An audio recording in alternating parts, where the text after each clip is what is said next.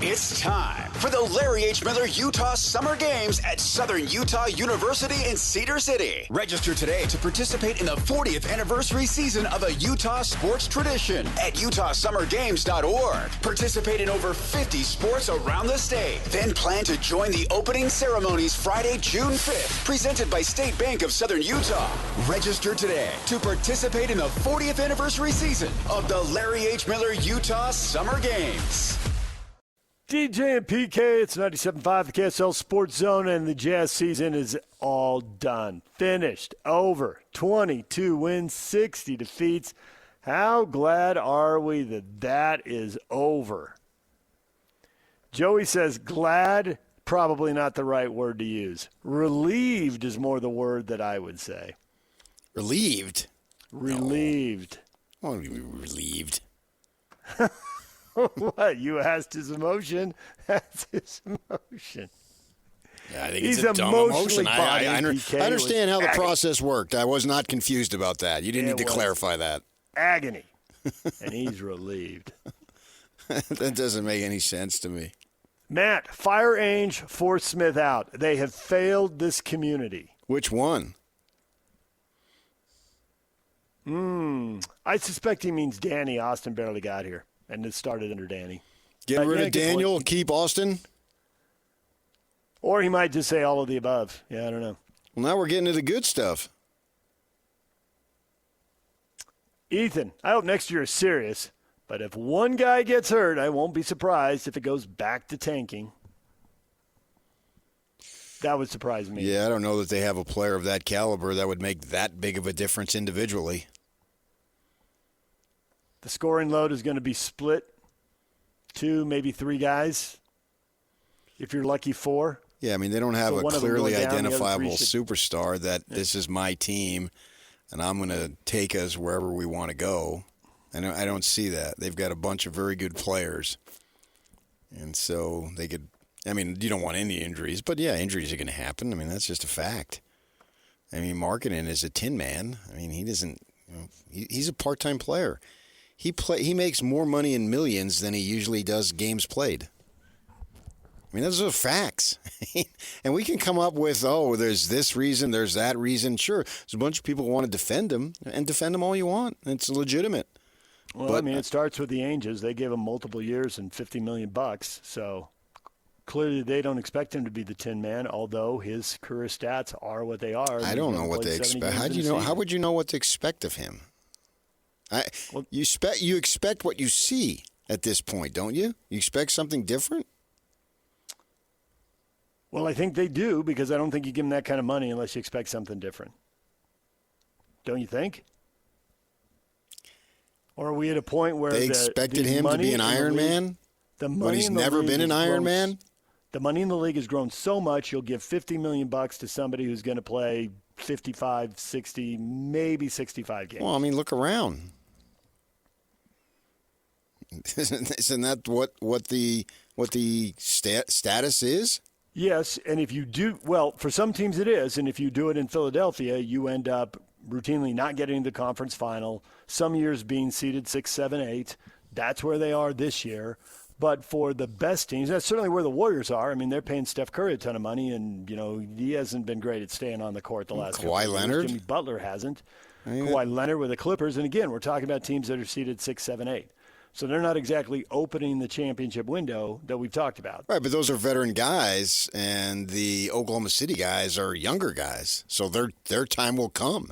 Judging them, when those guys were not making this kind of money, they were playing a lot of games too. Now that they're making this kind of money, they're not, except for Embiid. Was Kawhi, I'd have to go back and check, was he injured all the time when he was with San Antonio? Yes. That's where. Well, and he's a phenomenal player to go in the Hall of Famer and be injured his whole career. Wow. I didn't realize he was that good. That's where resting the Hall of Famers and load management really took off, was San Antonio. With Kawhi Leonard? It started before he was there. I mean, I'm talking about Kawhi Leonard, and I'm not talking about San Antonio. I don't care about that. I can remember Ginobili and Parker not making trips to Utah, but I think they were still 70-game guys. Oh, yeah, who cares at that point? So I think that the talent on this team next year will be spread around. That's the original point. But I would suspect Markkanen's going to miss his fair share. He always does. Kawhi's only played 70 games in a season twice. Thank God for the both internet. In San Antonio, but he had 5 other years he was there where he didn't get to 70 and a couple where he didn't get to 60. Right, and so they kept giving him the big money, and they expected something different.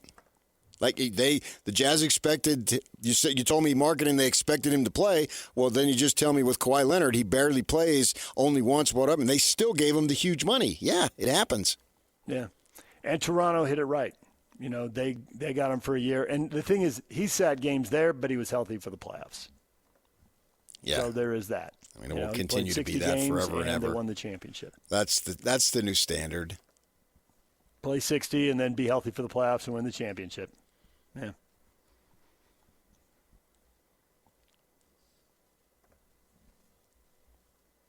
Jazz end the season 22-60. How glad are we that it is over? So many of you weighing in. Philip, it's finally done. I see no reason why they don't go 82-0 next season. Me either. Hashtag tank no more. He's already building bumper stickers. Well, the tank's over. They got to win now. I mean, these we don't have to see these dudes and try to be excited. I mean, the last 2-3 weeks, 4 weeks is a joke. These triple doubles off the bench of a bunch of no names. I mean, that actually by having these guys the other night with these triple doubles, that actually does more harm to the game. It doesn't promote it. These guys aren't NBA big time players, and we're supposed to get excited about that. No, that just shows that these last few weeks was a joke. And I've got Kevin Love standing up and Will Hardy giving thumbs down to the crowd. Could you imagine Jerry Sloan doing that? No. Nope. Yeah, check KSL.com late tomorrow morning. It's a joke. They made a joke of it. And the system allows them or basically demands them to make a joke of it. The freaking league, you can't trade for anybody. Free agents, they de-incentivize winning. They don't want teams to be on top for a long time. So they got this salary issue and this cap and this restriction and apron. And the apron, what the crap is that? That's what I put on when I go to the kitchen. And they prevent that from happening. So the only way to build your team is through the draft. And then after 8 teams had a winning percentage below .333, the most ever. And now we're going to change everything after San Antonio and Detroit, especially San Antonio, cashed in repeatedly. Now we're going to change everything? Come on, Adam Silver. You're a little slow to make some changes here, aren't you, buddy? Let the Spurs have draft pick 1, draft pick 2, and draft pick 4, and then slam the door on everybody else. Actually, the Jazz might slip through the door just in the nick of time. Yeah, and they fine them. What a joke. Yep, it was G League guys posting triple doubles against other G League guys. It made a mockery of the league. Yeah. I wasn't celebrating it. Friday night was like the first time all season I couldn't stand to watch it. It was an absolute embarrassment. And coaches not subbing guys, playing guys 48 minutes. Yeah, that's it. Anything to lose. It wasn't real. And they're piling up those stats made it even worse. It's nothing to celebrate. Good for those individuals, those youngsters. They had their moment in the sun. I'm happy for them. But in terms of the integrity of the league, wow, that took a huge blow. But that's over now, man. Away we go. Yes, I'm glad it's over. We've gone through 4 years. Now it's all about winning. Now it's good times. I don't know to what level, but I expect good times to come. And we'll see. The 26-27 will be like the baseline, and then we go from there, right? Whatever they achieve, and maybe they blow us away and just achieve way more. That'd be awesome. But the way I look at it, it's sort of like this next season is the baseline. Like the Mammoth this season is the baseline. And then we go from there. Alex says, rinse and repeat next year, I'm sure. And gets 3 thumbs up and laughing emojis. No. I can't believe that. Nope. They got too much talent now. They've played by the rules. Yeah. And their team has gotten better. To what extent? Remains to be seen, and that'll be fascinating to watch it be discovered over the next couple years. And then they'll make some changes. obviously to improve the team this year. Then they'll follow it up. It'll be a continuing pattern. And to what degree? What is their level of competence? I expect next year will be extremely competitive and see where they sit this time next year. I think we'll have an 83rd game. I obviously hope we'll have an 83rd game. And then away we go, man. Can they do it? Yeah, sure. It seems inconceivable if you're a Jazz fan because you don't want to acknowledge that it's going to happen because you've been wanting it to happen so long and it hasn't happened in 30, 40 years except, a blip here and there. Well, I get it, but I'm not that person. I can look at it. I mean, everyone is biased, but whatever objectivity combined with my bias that I have, I see this franchise having an opportunity to be really good. Chad says this season was necessary and could not have ended sooner. I'm ready to start next season and compete for deep playoff runs. Yeah, he doesn't just want game 83, PK. Right. He wants 90 plus. That's why I scoffed at relief. I'm not relieved that it's over. I'm excited for what's ahead. Tim says they shouldn't even need a top 8 pick. They should have enough now. Well, I don't know. They don't have enough now. I don't know what's going to happen with Kessler, so I can't really say that. Yeah, but to your earlier point, do they have a great player who's just going to put them on the back? No, I don't think they have the All-NBA top 15 player. Not this year, not next year. Maybe one of these young guys will turn into it. Obviously, all eyes are on Ace Bailey, and everybody's hoping A.J. DeBonsa shows up, and may they both play their entire Hall of Fame careers here. Best case scenario. Are you pronouncing a blessing upon the Jazz? But next year, if that's what it takes, PK, whatever's necessary. May they. May they.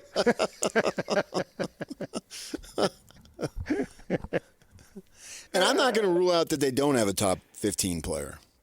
Next season?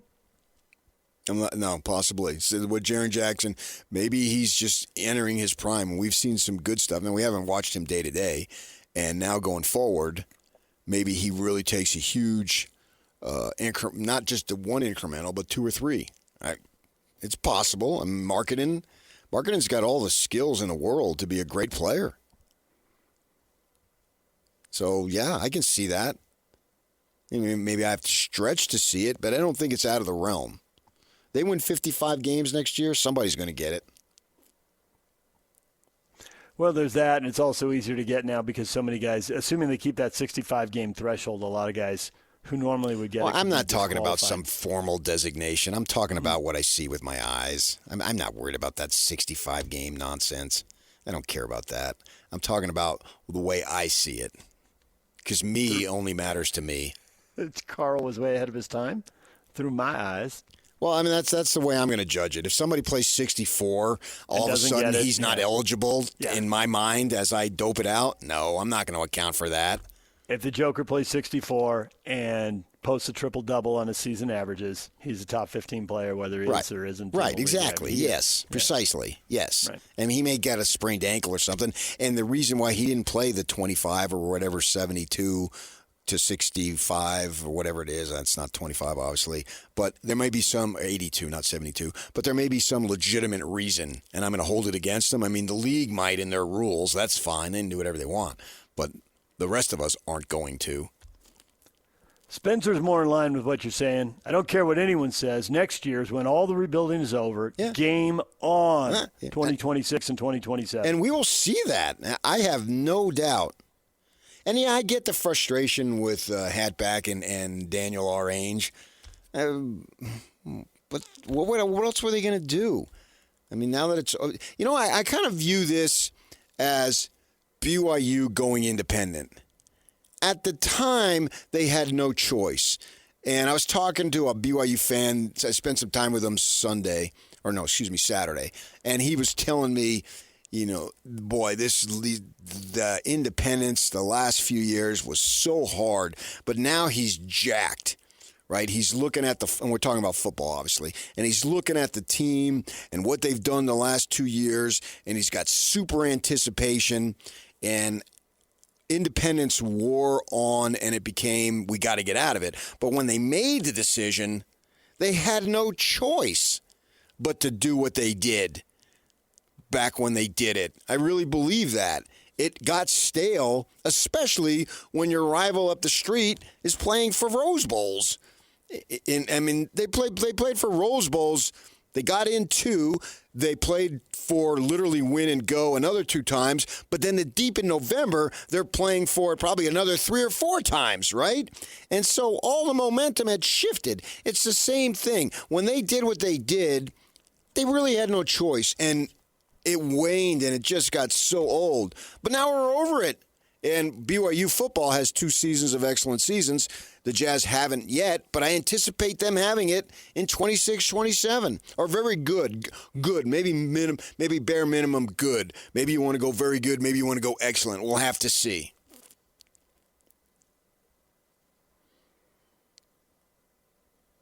Darren says, I might have watched 5 games all year. So boring. On my free time, I want to be entertained, and the Jazz are not entertaining at all. Don't have much hope for the future as long as Ainge and his son are around. Talk about nepotism.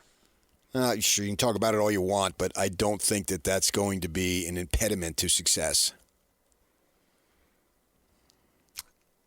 I get a lot of what he's saying. I get the frustration. I get all that, but I don't have much hope for the future. It does look like they have a bunch of good players. You want to argue that they're short on great players, you can argue that. Maybe it's true, maybe it's not, and we'll all sit around and watch and find out. But they have enough good players, there ought to be hope for the future. And not only that, they have good players, and they're going to have some where the ceiling is just so unknown because the players are so young. Well, I This guy's a fan. You did that. Yep. You checked out on the Padres, and then you were so reluctant. You told us Juan Soto had a bad year when he had a great season for the Padres because it hurt you, and it's the same process. He was ready to leave the second he got there. Don't start me on Juan Soto. You can stick to it's not whether he's going to stay or go. They're all going to go. Very few stay. I mean, that's the reality of the situation. Tony Gwynn stayed. Everybody else left.